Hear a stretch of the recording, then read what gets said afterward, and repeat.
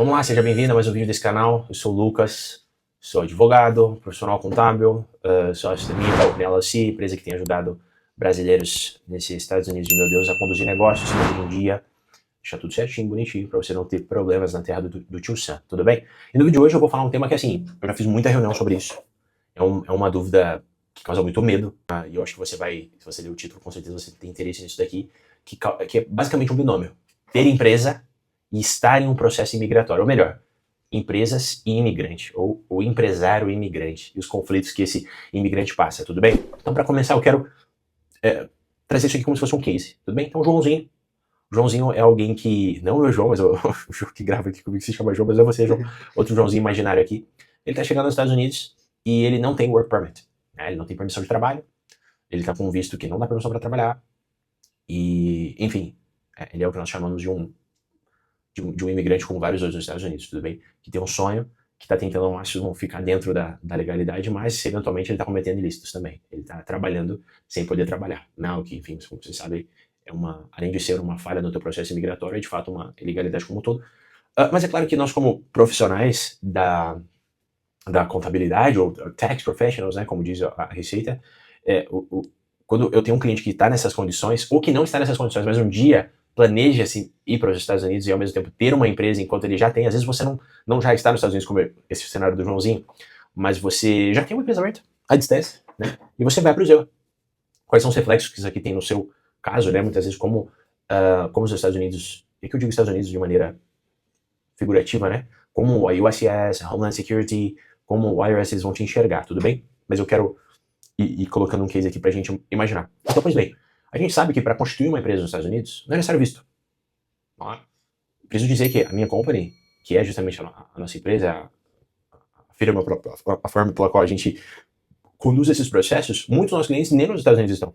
Né? Nós temos clientes em, talvez, não cheguei a fazer essa conta, João, me ajuda a fazer isso um dia. Eu já tenho mais de 10 países, se eu fizer aqui de cabeça, obviamente Brasil, Argentina, nós temos Paraguai, eu tenho clientes no Canadá, Portugal, Reino Unido, Israel, Marrocos, Suécia, Japão. Já bateu 10. Então mais de 10 países com certeza. Nem são os Estados Unidos, então obviamente ter um visto não é necessário para ter uma empresa nos Estados Unidos. Por isso que é necessário entender que, de maneira alguma, possuir uma empresa nos Estados Unidos, você não precisa de visto. Tá? Você tem passaporte. Em alguns casos, o passaporte é bom porque vai te identificar, mas a gente pode usar outros documentos. Então, um ponto muito importante, ter visto não é uma obrigação. Mas, quando você está presente realmente nos Estados Unidos, você tem que tomar muito cuidado, porque o teu status imigratório, e aqui, obviamente, procure seu advogado imigratório, sua assessora imigratória para validar o que eu estou falando aqui também, não vai tomar o que eu tenho aqui por certo sem fazer as tuas pesquisas. Mas o que eu estou te falando aqui é real. Quando você está nos Estados Unidos, você tem que tomar um cuidado. Para começar, você não pode trabalhar. E o trabalhar obviamente, executar as atividades que colocam dinheiro na tua empresa, né? Então, se você é uma empresa de marketing, tudo bem? Você não pode organizar um evento presencial nos Estados Unidos e ter um trabalho propriamente dito em território americano, você pode ter problemas, né? Claro, tem algumas exceções, não quero entrar muito nisso, mas de fato, esse trabalhar, ele é muito importante que ele não exista. E em que cenário a gente tem uma empresa onde o Joãozinho está nos Estados Unidos e não vai ter dor de cabeça? Então, para começar, você precisa começar a construir e pensar nesse projeto, nessa empresa, como um projeto de fato, onde a sua presença ela é praticamente desnecessária. Note, isso aqui não é para todo mundo. Você precisa de funcionários, contractors, representantes comerciais, pessoas que fazem essa máquina girar, onde, de certa maneira, você permaneça numa posição passiva. Pessoal, atenção, é muito difícil tentar essa tese. É muito difícil. Muitas empresas, eu conheço pessoalmente várias, né, meu dia a dia aqui, há anos por aí, nunca conseguiram chegar nesse status, vamos colocar assim. Então, não estou dizendo que você não vai conseguir, tudo bem, mas é necessário entender que existe uma estrutura por trás que precisa ser mantida. E algumas sugestões aqui, elas começam a surgir. Então, para começar, o empresário que ele está nos Estados Unidos nesse formato, uma LLC talvez já não combine muito bem com ele. Uma LLC, eu não estou falando que um sócio de uma LLC, ele não pode permanecer uma figura passiva. Pode. Mas sobre o ponto de vista fiscal, ela é uma entidade transparente. E o resultado dessa LLC, ela flui para a pessoa física do sócio de maneira mais concreta. Existe uma distinção mais sensível entre o que é o sócio e a empresa para fins fiscais. A LLC ela já tende a não ser um bom formato. As corporações, sim. E dentro dessa corporação, você vai precisar estruturar essa empresa como uma empresa que ela não precisa do seu shareholder para funcionar. Lucas, essa estrutura ela é absoluta? De forma alguma. Se no teu processo imigratório, seja no processo de green card ou qualquer outra coisa, você receber, por exemplo, uma request for evidence, né, as famosas RFS, Você vai precisar demonstrar que essa empresa possui os braços necessários para operar e para fazer dinheiro sem a sua presença. Essa daqui é uma falha, tudo bem? Então é necessário tomar muito cuidado. A corporação ela te ajuda a ter uma estrutura mais bem formalizada, mas não apenas isso, é necessário que de fato ela tenha essa estrutura com funcionários muito bem feita, localizada em um estado muito bem escolhido, então enfim. A grande questão é que eu quero puxar uma última reflexão, tudo bem? Se você está ilegal no Zewa, está trabalhando, você já está cometendo pelo menos 2 ilícitos, tudo bem? Eu não sei se é exatamente a palavra ilícito, me perdoe, mas 2 coisas erradas você está fazendo, né? Você está rompendo com uma regra de imigração, que é você não pode trabalhar, e você está rompendo com uma segunda regra, que é uma regra fiscal. Por quê? Ninguém que está trabalhando ilegal paga imposto. Então são 2 erros que você está cometendo. Então, pare e reflita. Olha, eu vou continuar cometendo esses 2 ilícitos, esses dois erros até quando, né? Talvez, pro teu caso, faça mais sentido você pelo menos parar de cometer um deles. Você ainda não está com o teu work permit, mas você está em andamento, está se esforçando.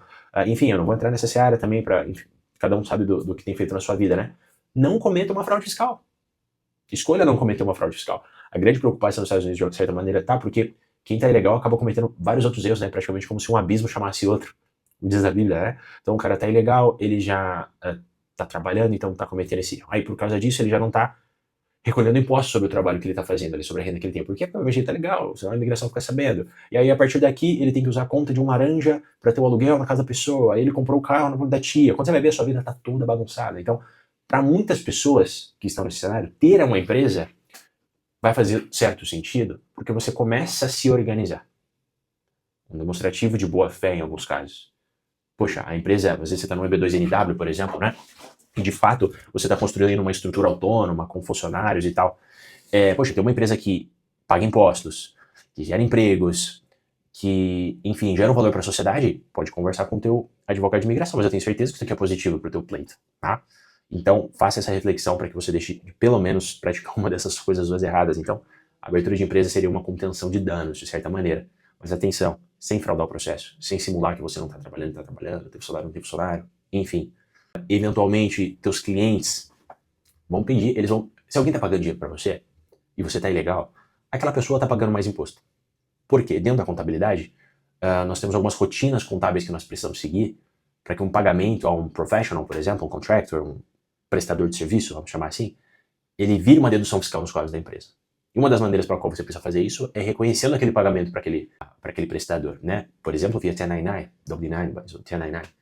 Aquela pessoa, se você não tem documentação, tá deixando de reconhecer uma benesse contábil nos daquela empresa para que você trabalhe para ela. Isso aqui gera problema para quem está te pagando também, então note, é uma coisa que ela começa a gerar cascata e mais problemas, então com a empresa isso resolveria. Né? Acabou a memória da câmera do meu cinegrafista aí, mas retomando, com a abertura da empresa isso se resolveria parcialmente. Você teria uma estrutura onde você começaria a reconhecer, fiscalmente falando, os pagamentos que aquele teu cliente te fez, e obviamente ele conseguiria deduzir isso aqui do contábil dele, pagar menos impostos legalmente, né? Claro, não é tão simples assim. Você precisa ter uma empresa que obviamente possa prestar aquele serviço da maneira correta, com os funcionários corretos, então enfim.